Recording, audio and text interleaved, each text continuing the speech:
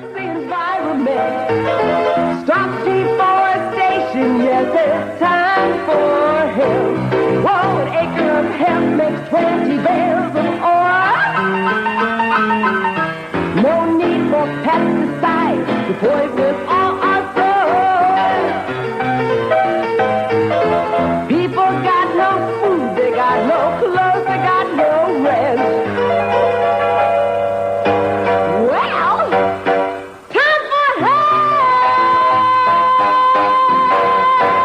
For taking Time for Hemp, I'm your host, Casper Leitch.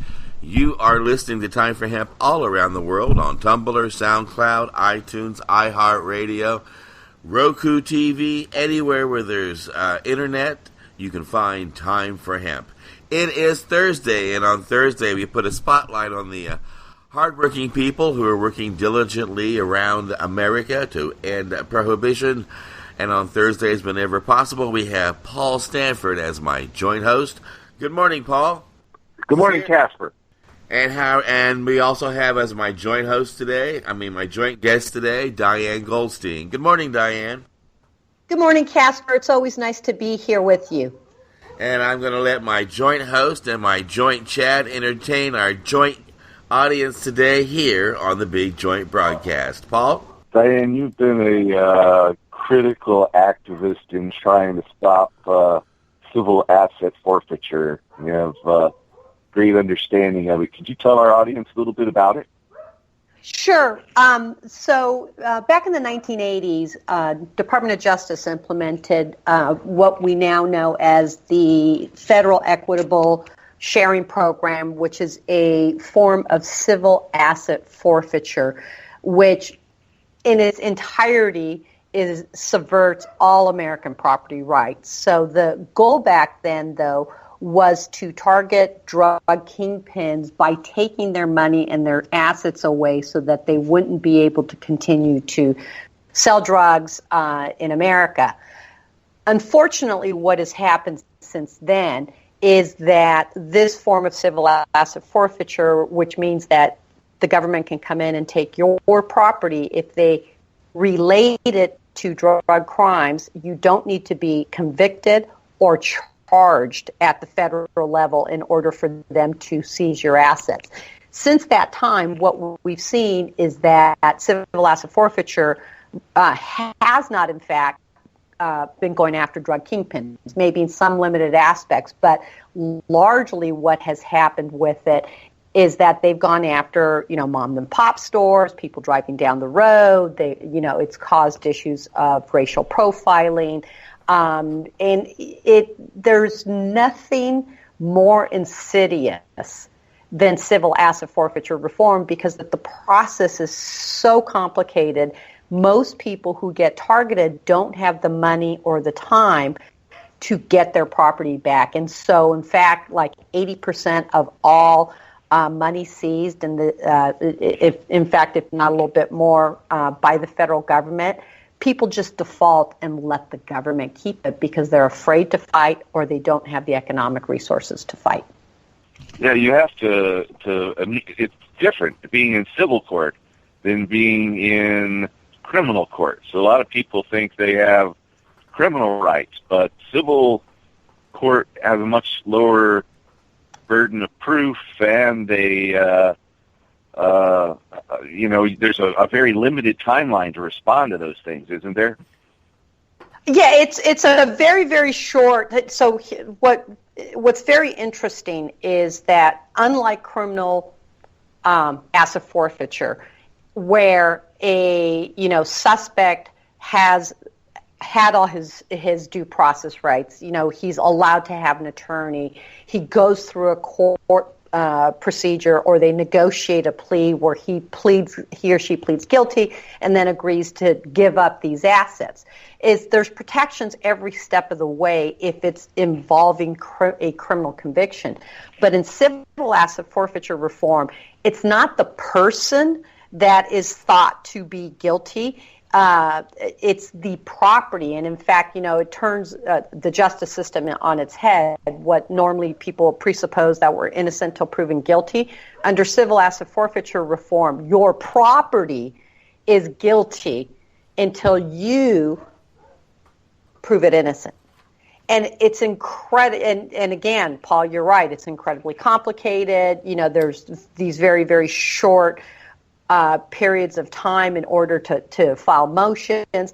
And there are no indigent defense counsel that's appointed to people who can't pay for it. Yeah, I think the time to respond in some cases is just 2 or 4 weeks from the time you get the paperwork.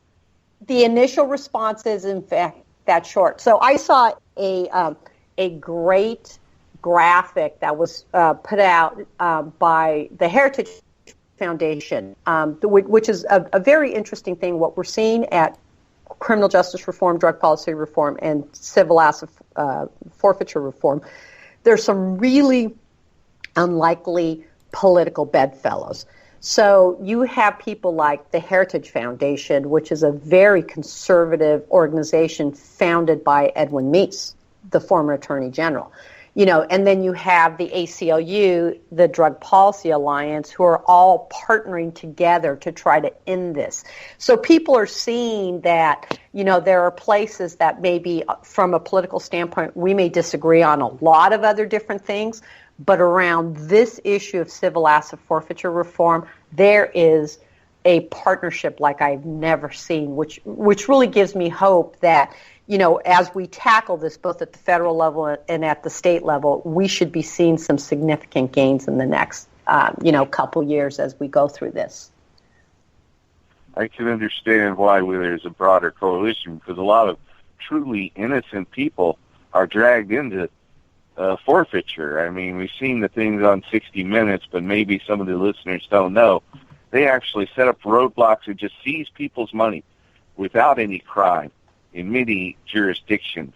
And, they could have just sold their property or got a inheritance or something where they have a little bit of cash on them. And it doesn't have to be that much. It can be just a few $100s, and the police will seize it, and then you're put through an incredible burden to try to get it back. And so innocent people who are not involved in any sort of criminal activity have been ensnared in this awful forfeiture law. Yeah, here's the hard, fast number. So since 2001, $2.5 billion has been taken from people across our nation who were not charged with a crime or without a warrant being issued. And out of that $2.5 billion, $1.7 billion was sent back to law enforcement agencies for their use. So the term that's really been developed in the last few years has been policing for profit. And it's very clear that there was a point in time where law enforcement basically said, no, we're not using it for those types of purposes. We're not, actively going after people for money. But they're now admitting to it because when they argue in the legislature over why reform can't happen, all they talk about is the money and how they need this money. And so they don't, it's such an interesting paradox because law enforcement just doesn't realize that they're engaging in these really, really nasty, dirty tactics, no different than Nixon did when he started the drug war. I don't know if you guys just saw the quote by Dan Baum, the author, in a great Harper's magazine.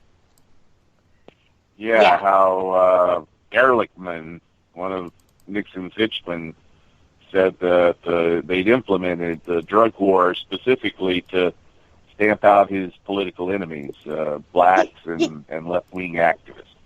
Yeah, and I think this quote is important enough to read because it really, this is something, Casper, I know we've talked about this before, it is kind of the immorality of the drug war. And, there's, I'm in grad school right now, and there's a great researcher out of the University of Washington by the name of Dr. Catherine Beckett that really developed this whole thesis and research around how politicians use the media and effective messaging strategies to make law, and it's never been based, very specifically she talks about the drug war, it was never based on how bad the drugs were or the crime that it was causing. And whether it was Nixon or Bush or Clinton, every step of the way is that our presidents and our other politicians use the drug war as a means of gaining political funding power and using social control. But it really is the quote of the month. And so what Ehrlichman, in a quote to Dan Baum, said is that, Nixon had two enemies, the anti-war left and blacks. You understand what I'm saying? We knew we could make it illegal to be either against the war or black, but by getting the public to associate the hippies with marijuana and blacks with heroin and then criminalizing both heavily, we could disrupt those communities, we could arrest their leaders, raid their homes, break up their meetings, and vilify them night after night on the evening news. Did we know we were lying about the drugs? Of course we did. Wow. Yeah, it's shocking. I'm glad that Baum brought that to the light of day. But, marijuana prohibition was always founded on lies. This whole drug war is, a affront to civil rights. And, I believe people have the right, the right to happiness is the right to consciousness. If we don't protect our right to consciousness now, it will have grave implications with the convergence of nanotechnology, genetic or genomic science, and artificial intelligence. It's currently underway. And so I think it's a critical right that's been infringed upon, and we need to expand individual rights in this country. And civil forfeiture is one of the worst aspects of it. Yeah. Oh, there's no ifs, ands, or buts about it. So interesting, in the Washington Post this week, they highlight a case of civil asset forfeiture that's revolving around a collective in Michigan that was operated by a family. And so this issue's been going on for about a year. And so activists that I work with in Michigan brought this family to a forfeiture legislative meeting in Michigan, and you had this mom who told the story of how they were given permits by the local community they lived in. They were state compliant. They're going through the whole process on becoming a dispensary and a collective. This is a mom with 4 kids and a dad. They get all the approvals, everything. The last approval they do is they call the local law enforcement agency to come in and do a compliance check. And guess what? Instead, they come in with the SWAT team, and they point guns at the 4 kids. They do this very heavy militarized narcotics raid, and they literally take everything out of these people's houses, including cash from a birthday card for one of the kids. Amazing. Yeah, and so it really is horrible, and Christopher Ingram did a real good job of re-highlighting this case because it's been talked about a lot. And so the court finally threw out all the criminal charges against both the mom and the dad. But what this article really talks about is what they're having to go through to restart their life. They've been stigmatized by their community. Dad's tools were taken. He was in construction, so he can't really work. You have kids that are suffering from PTSD and who are now afraid of law enforcement. And yes, thank goodness the criminal charges were dismissed, but they're still trying to get their property back. And this is not how law enforcement should be. Yeah, because they have that different standard of proof. And yep. I'm happy to hear he's, fighting that. I've got a couple of forfeiture horror stories myself. Once I was circa 1990 about to board a plane to China to go over to buy hemp products, hemp paper and hemp fabric that I started importing into America in the late 80s. And I was in a line at the airport to check in and realized that I was surrounded by police officers. They had in plain clothes. And they turned to me and wanted to search everything I had. So they searched me there, found I was taking a little bit of marijuana with me. They seized my $1,600. And I didn't have credit cards at the time. So I couldn't go ahead with my trip, Yeah. It was just an infraction to have the little bit of marijuana I had with me. But how could I go on a trip when I had no money in my pocket? It was just ridiculous. Yeah. And so in the end, I ended up, I had to file within 2 weeks to keep the ability to get the money returned.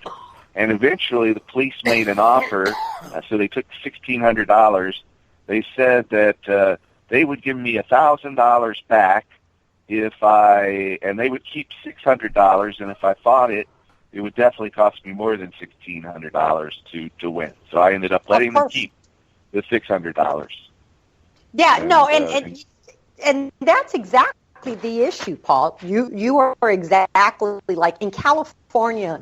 The Drug Policy Alliance did a report on civil asset forfeiture reform, and they found that the average forfeiture in California was less than $8,500.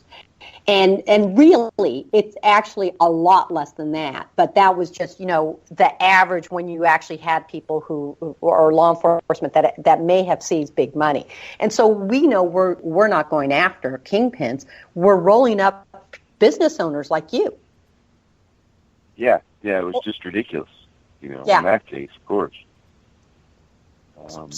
So I understand in the Northwest that up in the state of Washington that the hemp industry just had a major victory, and they were able to overturn the veto on the ability to grow hemp up in Washington. I just saw that. They had overturned a whole string of things that Washington's Governor Inslee had vetoed, and one of them was the hemp bill that Washington Senate Bill 6206 that authorizes the growth of hemp as a research program.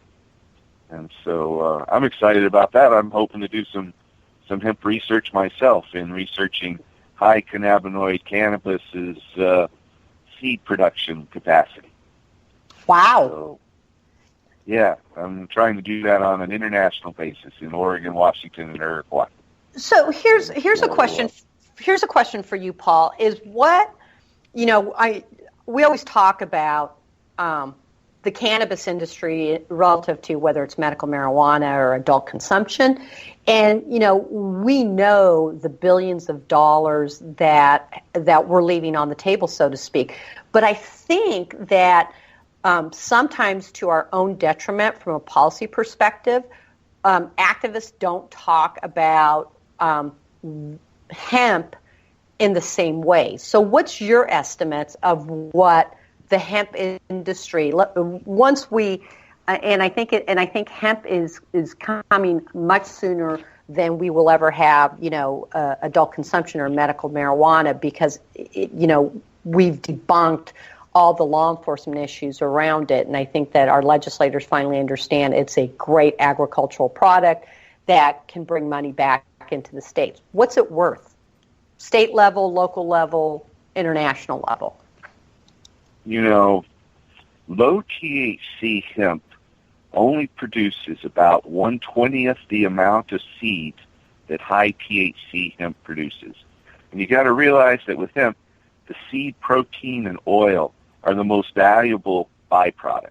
Even given the low production capacities of what I call dwarf hemp that has less than 0.3% THC. Even given that, hemp seed is a huge industry in Canada. I think when we can grow hemp without regard to its THC content, but with regard to the most productive varieties for seed and fiber production, that it's going to replace petroleum, because there are studies out there that show that hemp is 3 times more productive as a seed oil crop than any of the nearest competitors, soybeans, canola, and sunflower seeds. Each of those produce about 100 gallons per acre, 100 to 115 gallons. Hemp produces over 300 gallons per acre, according to studies of wild feral hemp in southern Illinois that couldn't be eradicated by, drug agents. And so that's why I'm interested in getting this study out there about high THC cannabinoid. What you've got to realize with low THC hemp, the dwarf hemp, is they've specifically patented certain varieties that they bred out the THC. By breeding out the THC, one of the key parts of doing that is to breed out the flowers and the flowering sites. And by breeding out the flowering sites and having few and smaller flowers, you have less seeds. It just makes a lot of sense when you think about it. Yeah. So, marijuana prohibition has never really been about drugs. Drugs are a smokescreen. Marijuana prohibition has always been about money and power and the continued centralization of economic and political control. And it's mainly about petroleum, but it's also about fiber. And as our late friend Gatewood Galbraith said, marijuana prohibition was brought to us by the petrochemical, pharmaceutical, military, industrial, transnational, corporate, elite, fascist sons of a bitches. And they just made up this whole myth. So the point being that when we can grow hemp, we can replace petroleum, replace most of petroleum with a clean biofuel. And energy is the world's largest industry. And, all of our wars in the Middle East are all about oil and resources, regardless of what the politicians say. So if we can take the money out of the hands of Exxon, Mobil, the Saudi sheiks, and Nigerian despots and put it in the hands of our farmers, it's going to completely realign our economic system. There'll be a lot of pain involved in that, but it'll be a lot better for our planet. And the byproduct of creating biofuel with hemp is food and fiber. And so that will basically stop deforestation when we can adopt that. Well, speaking of money, and wipe out world hunger.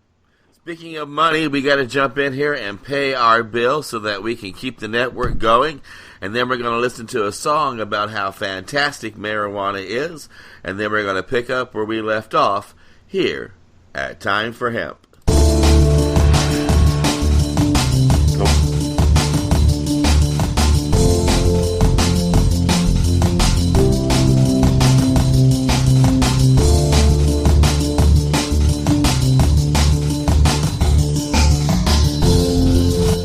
You are listening to the Time for Hemp Global Broadcasting Network.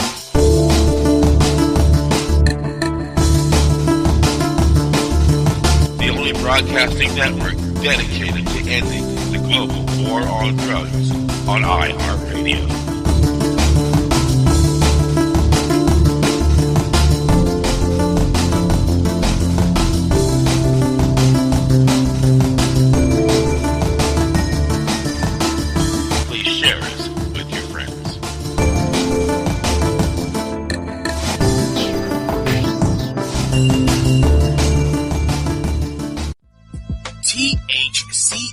Medical clinics are the premier physicians clinic in the United States. THCF has offices all across the United States from Hawaii to Michigan. THCF Medical Clinics has helped approximately 150,000 patients obtain their medical marijuana permits to legally possess, grow, and use medical marijuana. If you have chronic pain, multiple sclerosis, or any other neurological degenerative disease, or if you have any gastrointestinal disorders such as GERD, irritable bowel syndrome, or if you have AIDS, cancer, spastic disorders, seizure disorders, or glaucoma, call us at 1-800-723-0188 or visit us online at hemp.org.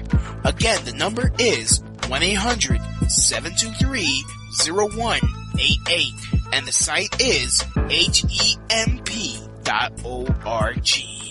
Have you visited timeforhemp.com? We're doing something special you'll love to see. We're presenting a live stream of multiple cannabis gardens around the clock in high definition. Come see it now. Lots of people talk about growing cannabis. We do it. Join our growing audience to get inspired by our crops to learn how to cultivate yours. Because at Time for Hemp, we plant seeds of wisdom so we can harvest buds of truth.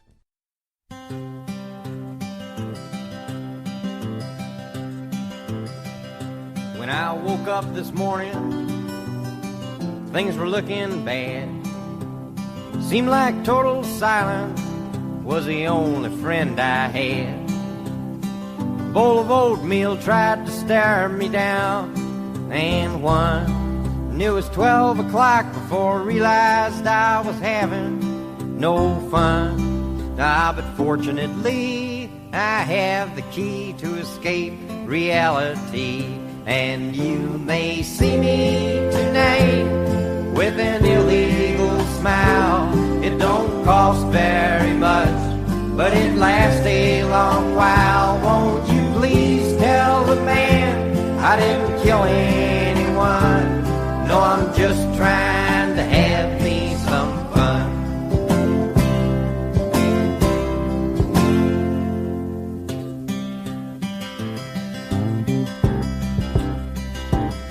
Last time I checked my bankroll, it was getting thin. Sometimes it seems like the bottom is the only place I've been. I chased a rainbow down a one-way street, dead end. And all my friends turned out to be insurance salesmen. But fortunately, I have the key to escape reality.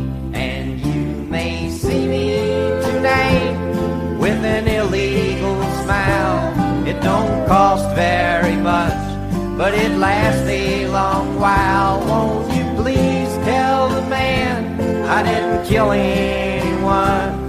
No, I'm just trying to have me some fun.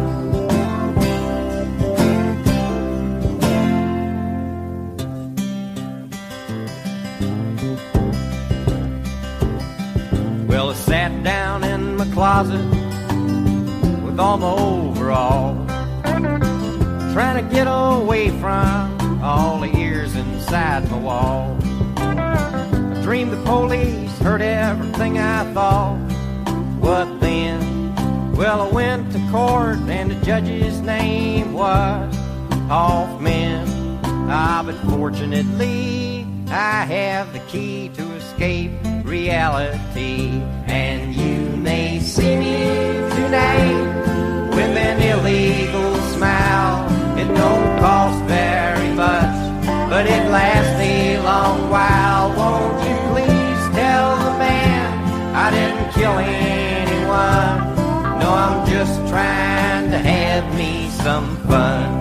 Well done, hot dog bun, my sister's a nun. Thank you for taking Time for Hemp. I'm your host, Casper Leitch. You are listening to the broadcast of Time for Hemp all around the world on Tumblr, SoundCloud, iTunes, iHeartRadio. I want to remind you that we are a team of about 20 people. We're producing original content about the need to end cannabis prohibition, so make it a point to go to our website and download those MP3s for free and share them with your friends. On the big program, we got as the joint host, Paul Stanford, joint guest, Diane Goldstein, and you are our joint audience, and we ask that you share us jointly with your friends. Anytime you hear the word joint on the big joint broadcast, nearly 2.5 million people all around the world twist their joints, pack their bowls, open up their vaporizers, and jointly take Time for Hemp. With that said, I'm going to let my joint host get back to our joint chat with our joint guest here on the Big Joint program while I smoke a joint here in the joint. Paul? Okay. Diane, we were just talking a bit about your recent trip to Europe and before Britain's Parliament. Tell our audience about that. Well, LEAP has grown absolutely exponentially in the last 5 years since I've been with them. And it's an interesting thing to see the momentum shifting, not just kind of in the United States, but across the world. So on LEAP Day this year, we literally kicked off LEAP United Kingdom in the House of Commons and started off with a bang. We were in one of their famous meeting rooms, and it was quite amazing to be able to get up and testify to, all the harms of drug prohibition that are occurring, not just in the United States, but based on, America's insistence on our international drug policies in order to maintain drug prohibition over here. So even though the Brits and other countries are, tend to view drug use much differently, they're still experiencing a lot of the same issues and problems that we are. Over in London, they're doing a lot of stop and frisk, a lot of racial profiling. There's use of force issues. I mean, everything that we say about America relative to drug prohibition is still going on in some aspects everywhere else. And so it was quite successful. We actually had active duty constables, police commissioners, and chief constables that were there, and who got up and talked about the failures of the drug war and how their own organizations are changing how they treat drug offenders, who they come into contact with. And I think part of the big issue, and Casper and I have had this conversation, is how law enforcement outside the United States, in Western Europe, view themselves versus how law enforcement views themselves here in the United States. And I think that the big difference is that, Canadian law enforcement, the Netherlands, German police, British police, really view themselves as peace officers, that they still cling to policing is by consent and is done in collaboration with the community. And without their support and help, you're never going to be able to effectively prevent crime. And it's not, preventing crime by arresting people. It's literally what they determine is a good, safe community is the absence of crime. And so their whole focus and efforts are on, we want to stop crime from ever happening by using law enforcement as only one component of that, community wheel and spoke. And I think that's the big difference. And here in the United States, law enforcement tends to think that they're the only answer to public safety, where over there they realize they need strong mental health services, they need job infrastructure, they need good education, they need after-school programs, they need public health strategies to treat drug use, and that, drugs are inevitable. Everybody needs to go to Amsterdam. And I've been 3 times, and it's still one of my favorite cities. And you just go to the red light district, and you walk around, and you talk to police officers, and you talk to people, and it's an acceptance of people have freedom to choose, and it's their right to choose. And as long as their behavior isn't impacting other people, they should be free to do it.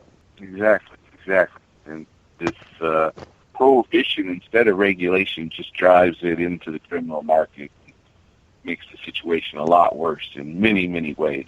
So, regulations, at least you can debate those without going to jail, right? And once you talk about criminalization, then people involved in those things have to hide it. And so that's just wrong. And you can't solve problems by hiding things.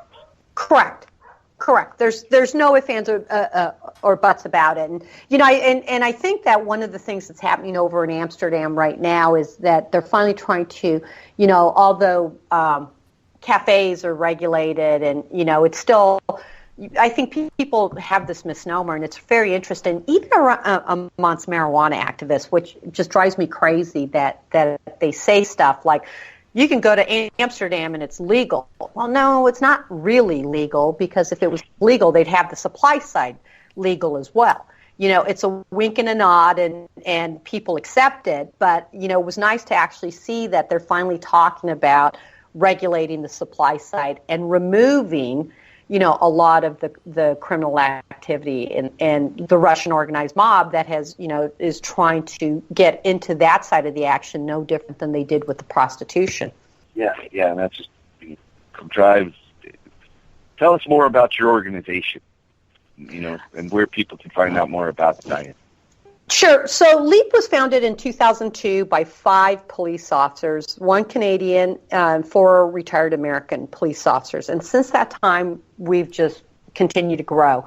Currently, we have over 5,000 current, former, retired criminal justice professionals, not just police officers, and about 150,000 community supporters. And so you can find us www.leap.cc. You can.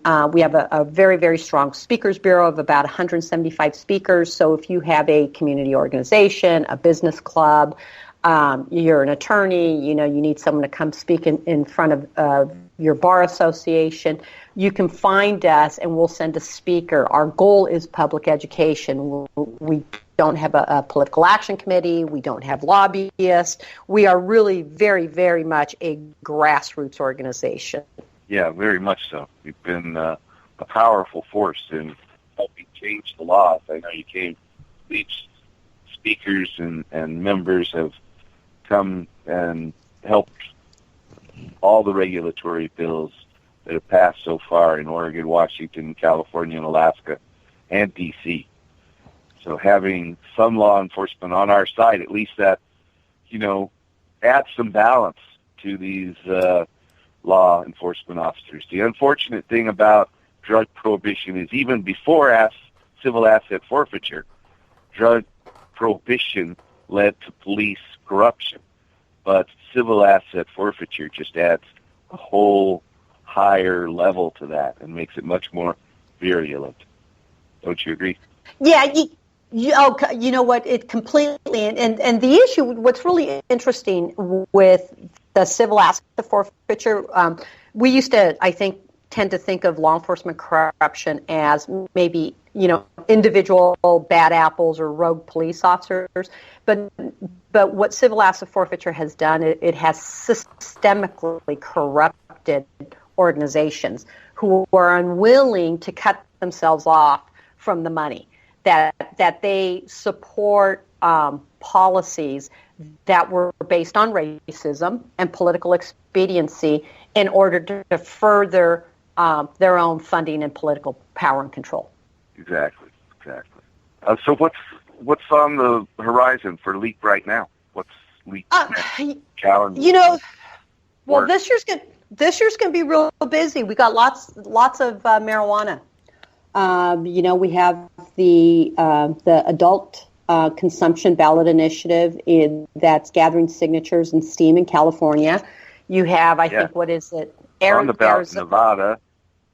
Yeah, Arizona. Yeah.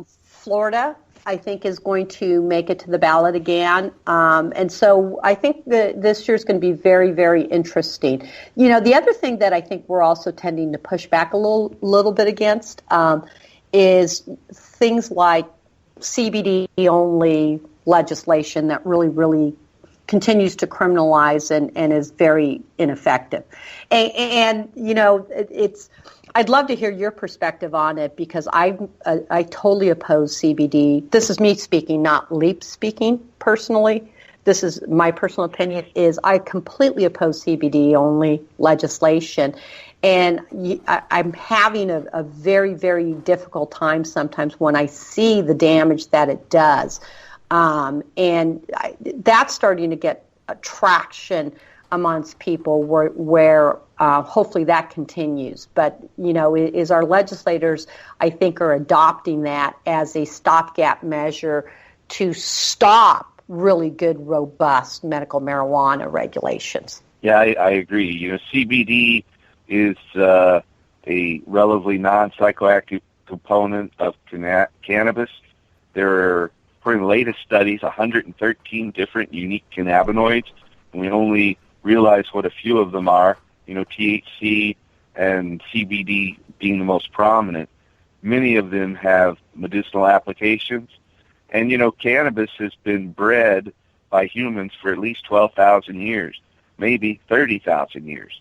We've kind of co-evolved with cannabis. Cannabis has changed us, and we've changed cannabis. If you look at dogs, been domesticated just about the same time. They started with the wolf, or Canis lupus, and all dogs today are known as Canis lupus familiaris. That's their Latin name. And so you can see we've got Chihuahuas, we've got Irish Wolfhounds, and everything in between. And so cannabis today, the protein profile completely matches humans' nutritional needs, and it's 8 amino acids. And the EFA profile of the oil also matches humans' nutritional needs. CBD in particular, isolating it is basically turning it over to the pharmaceutical industry, because Correct. It has to be separated. And the cannabinoids have an entourage effect, along with the aromatic hydrocarbons or terpenes in cannabis and their medicinal effects on people. So CBD oil in itself also lends itself to fraud out there. A lot of people are selling hemp seed oil, claiming it's CBD oil, which doesn't do the patients and anyone any good. And so we just need to open up these markets and come up with realistic regulations. I mean, you can look today at alcohol. There are dry counties and there are wet counties, and the laws continually change. The first time I voted, when I was 18 in North Carolina, was to allow liquor by the drink in bars in North Carolina. And so those laws are continually in flux, and I think we're going to continue to see that with cannabis, for many years to come. Hopefully we'll continue to see, the regulation, and then, regulating it less stringently than alcohol, because it's definitely not as harmful as alcohol. We all can agree on that. And many of us know it has many, many benefits. It's interesting that there was another great article that just came out relative to the issue, is that Americans profoundly recognize that alcohol is literally the worst drug right now. And yet we concentrate so many resources on these other drugs simply because they're in Schedule 1. And I think one of the things, one of the goals of LEAP really is to blow up Schedule 1 and to allow each state to determine their own drug laws. The federal government has no business telling state and local law enforcement what they should be enforcing. That's not their job. And so we really should not have any federal Schedule 1, simply because we know now most of the drugs on Schedule 1 have some type of medical efficacy. I can make the case for heroin-assisted treatment programs that have been incredibly successful outside of our country. Long, peer-reviewed Switzerland which has had tremendous public safety results because it's reduced property crime like somewhere between 60 to 80%.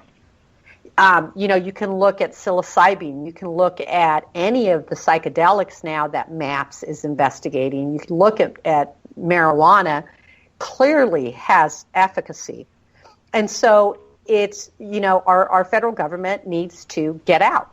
Their whole scheduling of drugs has not been based on science. It's been based on political rhetoric. Yes, exactly. And that's got to change. We've got to make it based on science. Obama said he was going to try to base policies on science, and we still have marijuana in Schedule 1. There's a lot of hope that he might change that before he leaves office, but I'm not holding my breath. Yeah, you know what, I would agree with you, and I, excuse me, and you know, it's interesting. I think that there's some very interesting things that Obama has done in the last year, especially with who the current drugs are, is Michael Botticelli. But I would argue with you that what they're talking about in terms of drug policy, although it's starting to have some more basis on science and on public health strategies, is nothing more than a gentler, kinder drug war. That's it. So instead of throwing people into prison, they're going to force everybody, whether or not you have a drug problem, into drug treatment. And that's the next big scam. You know, we can talk private prison industry, we can talk about a lot of different stuff, but you know what scares me 100 times worse is drug rehabilitation. They're the crux. Yeah, and that's such a huge industry that's involved in this as well, trying to keep prohibition the way it is. Yeah, the DuPont and drug testing. Yeah, well, with that said, we are down to the last couple of minutes of the big broadcast. This gives you a chance to give a shout out to, again, your organizations or any particular activist you want to put a spotlight on. And we'll start with our joint guest, Diane. Just LEAP always needs your help. You can join LEAP and be a member. You can send us money, which sustains us sending some really dynamic speakers, not just in the United States, but across the world to go blow up this drug war. So www.leap.cc. And Paul? Our website is crrh.org. And you can go to Facebook and look at facebook.com/RestoreHemp. We've got over 700,000 followers on there, and stay abreast of the latest changes in hemp and cannabis. Thanks, Casper. And Thank you, Diane, as well. It's an honor. Thank you, Paul. We also do a groovy show together, don't we, Paul, every Friday night? That's true. We have our show, Cannabis Common Sense. I think tomorrow's is 832, and we're going on our 20-year anniversary for that. Tomorrow night we have Kristen Floor, whose family has been horribly impacted by the changing medical marijuana regulatory system in Montana, and we'll talk more about that with her and her work to help federal prisoners for marijuana prohibition. You know, it's interesting. Montana is the only state that we have gone backwards. What is it about that weird state? You know, law enforcement did it. Oh man, that and there was that crazy moms group out there that really pushed that as well. You know, the old save our children. Yeah. It's a sad state of affairs that hopefully will continue to change for the better sometime soon. And we have our TV show with Kristen Floor tomorrow, and you can watch that live online at ustream.tv, or I think on our Facebook page. I know it streams live from there as well, facebook.com/RestoreHemp. And that's every Friday night that you can watch that live. And I want to remind people that we are, again, a 20-member team trying to end prohibition, making a loud noise here on the Global Broadcasting Network. Find us on iHeart, Tumblr, iTunes, SoundCloud, Roku TV, anywhere on the net where you can get together with your friends and take time for hemp. Look at all that money, the money that they spend. Take another look and spend some time for him. Don't cut trees for paper, 'cause it hurts the environment. Stop deforestation, yes, it's time for him. Whoa, an acre of hemp makes 20 bales of oil. No need for pesticides to poison all our soil. People got no food, they got no clothes, they got no rest. Well, time for hemp!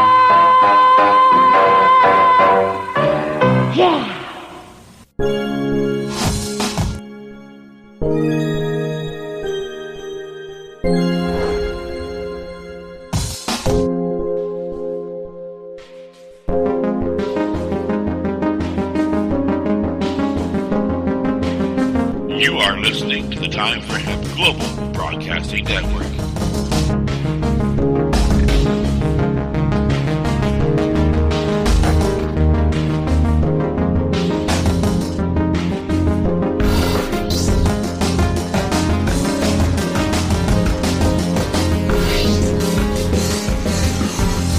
The only broadcasting network dedicated to ending the global war on drugs on iHeartRadio.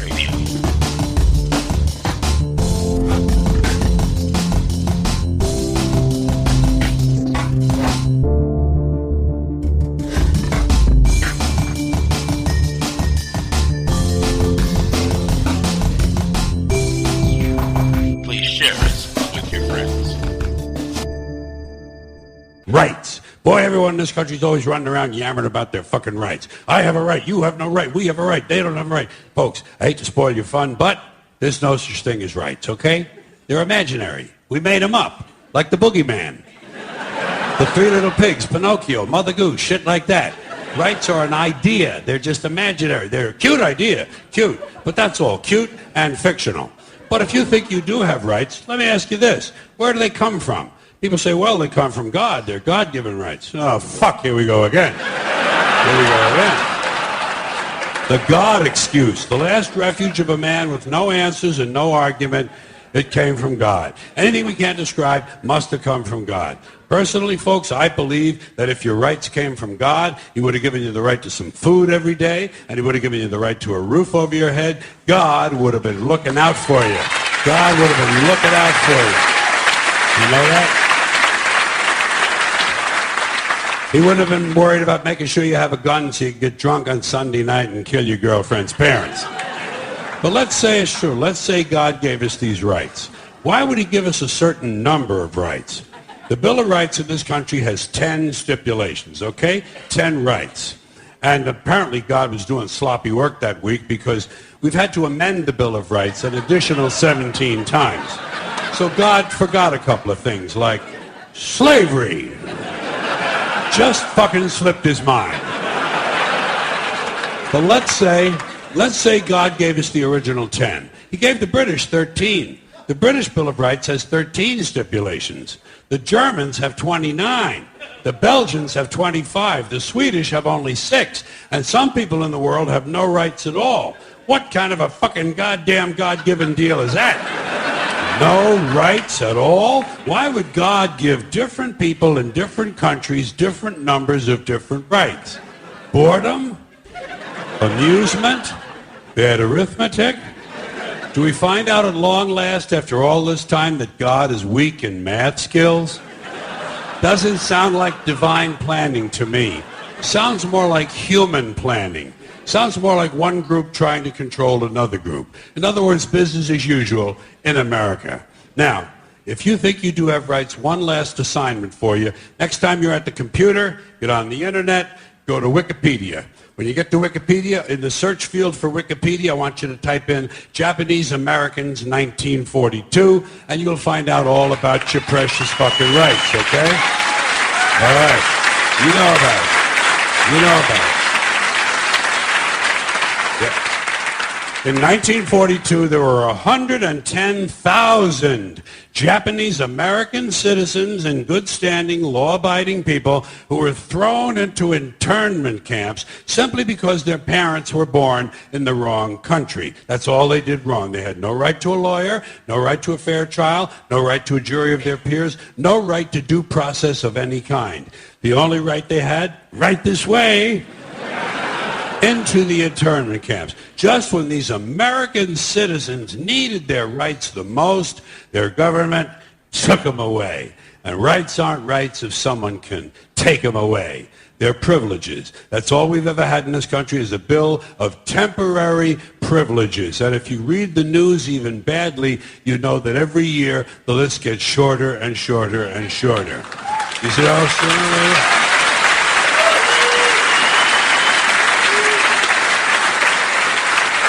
Yeah. Sooner or later, the people in this country are going to realize the government does not give a fuck about them. Government doesn't care about you or your children or your rights or your welfare or your safety. It simply doesn't give a fuck about you. It's interested in its own power. That's the only thing, keeping it and expanding it wherever possible. Personally, when it comes to rights, I think one of two things is true. I think either we have unlimited rights or we have no rights at all. Personally, I lean toward unlimited rights. I feel, for instance, I have the right to do anything I please. But if I do something you don't like, I think you have the right to kill me. So where are you going to find a fairer fucking deal than that? So the next time some asshole says, gee, I have a right to my opinion, you say, oh yeah? Well, I have a right to my opinion, and my opinion is you have no right to your opinion. Then shoot the fuck and walk away. But there's a reason. There's a reason. There's a reason for this. There's a reason education sucks, and it's the same reason that it will never, ever, ever be fixed. It's never going to get any better. Don't look for it. Be happy with what you got. Because the owners of this country don't want that. I'm talking about the real owners now. The big, the wealthy, the real owners, the big wealthy business interests that control things and make all the important decisions. Forget the politicians. They're irrelevant. The politicians are put there to give you the idea that you have freedom of choice. You don't. You have no choice. You have owners. They own you. They own everything. They own all the important land. They own and control the corporations. They've long since bought and paid for the Senate, the Congress, the state houses, the city halls. They got the judges in their back pockets, and they own all the big media news, all the big media companies. So they control just about all of the news and information you get to hear. They got you by the balls. They spend billions of dollars every year lobbying to get what they want. Well, we know what they want. They want more for themselves and less for everybody else. But I'll tell you what they don't want. They don't want a population of citizens capable of critical thinking. They don't want well-informed, well-educated people capable of critical thinking. They're not interested in that. That doesn't help them. That's against their interest. That's right. You know something?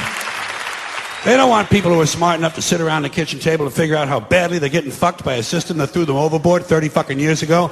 They don't want that. You know what they want? They want obedient workers. Obedient workers. People who are just smart enough to run the machines and do the paperwork and just dumb enough to passively accept all these increasingly shittier jobs with the lower pay, the longer hours, the reduced benefits, the end of overtime, and the vanishing pension that disappears the minute you go to collect it. And now they're coming for your Social Security money. They want your fucking retirement money. They want it back so they can give it to their criminal friends on Wall Street. And you know something? They'll get it. They'll get it all from you sooner or later because they own this fucking place. It's a big club, and you ain't in it.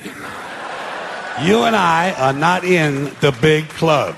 And by the way, it's the same big club they use to beat you over the head with all day long when they tell you what to believe. All day long, beating you over the head in their media, telling you what to believe, what to think, and what to buy. The table is tilted, folks. The game is rigged. And nobody seems to notice. Nobody seems to care. Good, honest, hard-working people, white collar, blue collar, doesn't matter what color shirt you have on. Good, honest, hard-working people continue. These are people of modest means. Continue to elect these rich cocksuckers who don't give a fuck about them.